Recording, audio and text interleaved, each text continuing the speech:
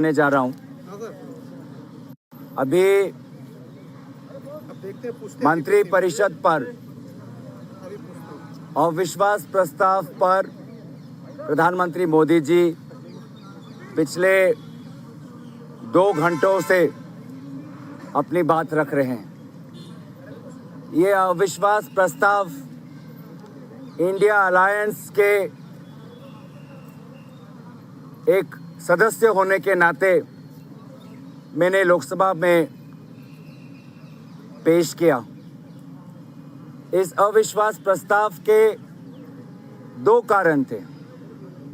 पहला कारण कि मणिपुर को इंसाफ मिलनी चाहिए।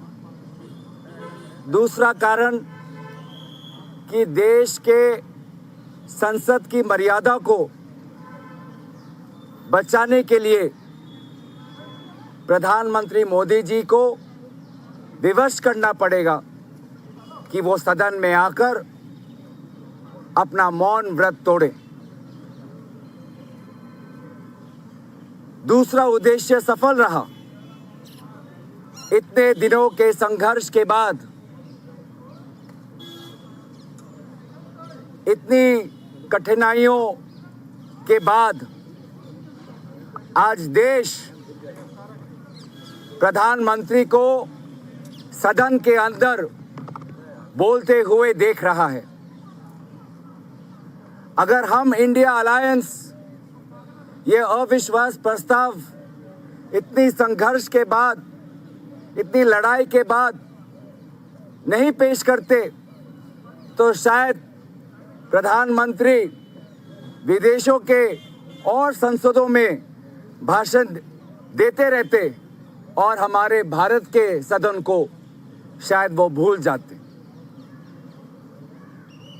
तो हमने मजबूर किया कि मणिपुर को इंसाफ मिले।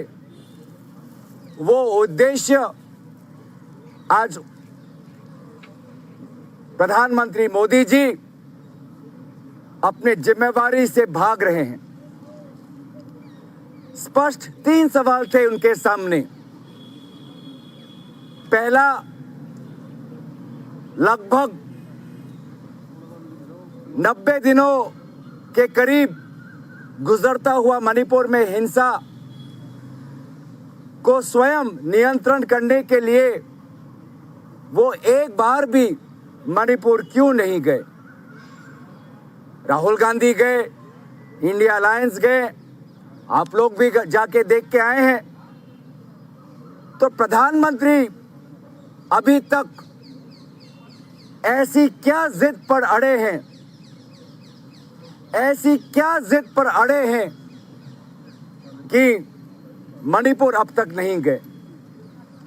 मेरा दूसरा प्रश्न कि मणिपुर के मुख्यमंत्री को क्यों नहीं बर्खास्त किया?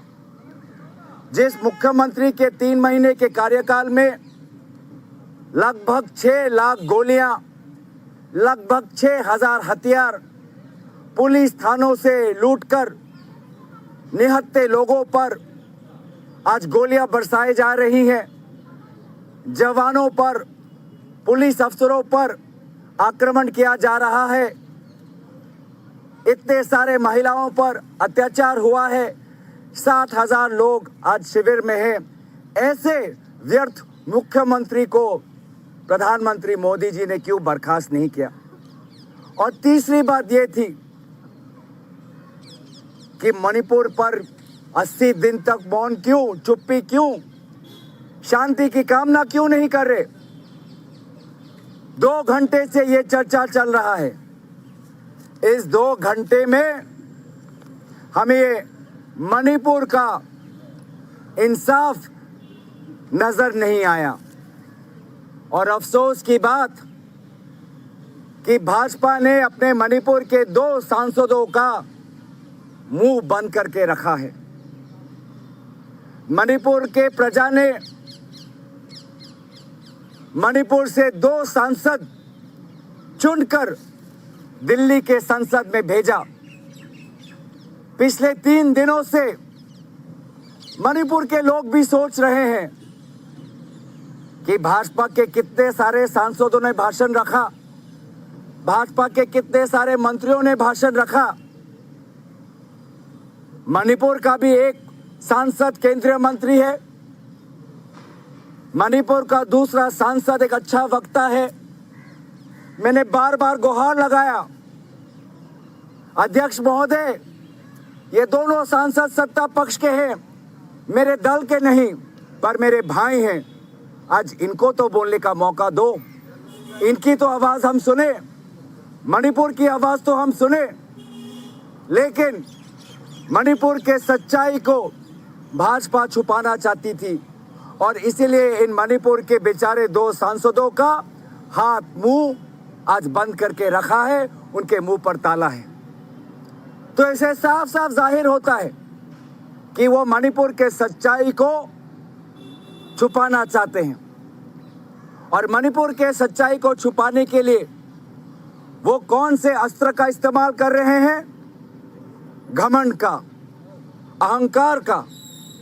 जिस अहंकार का उल्लेख राहुल गांधी जी ने किया कि रावण भी अपने आप को बहुत बुद्धिमान समझता था, रावण भी अपने आप को शौर्यवीर समझता था, लेकिन अंत में रावण की अहंकार ने रावण का विनाश किया और रावण की अहंकार से लंका में रहने वाले लोगों के घर और दुकान आग में भस्म हो गए। आज वही हमने देखा कि भाजपा की अहंकार, प्रधानमंत्री की अहंकार, गृह मंत्री अमित शाह की अहंकार के कारण आज एक आग मणिपुर में लगी। आज एक आग भारत के राजधानी दिल्ली के पास हमें दिखाई दे रही है और फैलती हुई हमें दिखाई दे रही है। ये 3 प्रश्नों का पिछले 2 घंटों से उत्तर ना देने के कारण हमने इंडिया अलायंस के पार्टीज ने मणिपुर के प्रजा के प्रति अपनी जिम्मेवारी रखते हुए हमने वॉकआउट किया, क्योंकि पिछले 2 घंटों से प्रधानमंत्री मोदी जी सिर्फ हमारे देश का नाम बदनाम करने पर तुले हैं, इंडिया का नाम बदनाम करने पे तुले हैं, इंडिया के नाम को तोड़ मोड़ कर राजनीतिक टिप्पणियां कर रहे हैं हमारे देश के नाम पर। और यही साबित होता है कि उनका राष्ट्रवाद एक झूठा राष्ट्रवाद, जिसने राष्ट्र के अखंडता को आज तोड़ दिया है, चाहे मणिपुर हो चाहे नू हो। उनकी देशभक्ति एक नकली देशभक्ति, क्योंकि सत्ता के लिए आज गृह मंत्री और प्रधानमंत्री जी ने मणिपुर के मुख्यमंत्री को क्लीन चिट दे दिया। बोल रहे हैं कि मणिपुर के मुख्यमंत्री ने सहयोग किया। कैसा सहयोग? मणिपुर के 2 टुकड़े हो गए, ये सहयोग? मणिपुर में ड्रग्स फैल रहा है, ये सहयोग? मणिपुर में आज लोग शिविर में है, ये सहयोग? मणिपुर में आज भरी तादाद में हथियार लोगों के हाथ में है, क्या ये सहयोग किया? तो इससे साफ साफ पता चलता है कि जो राहुल गांधी जी ने कहा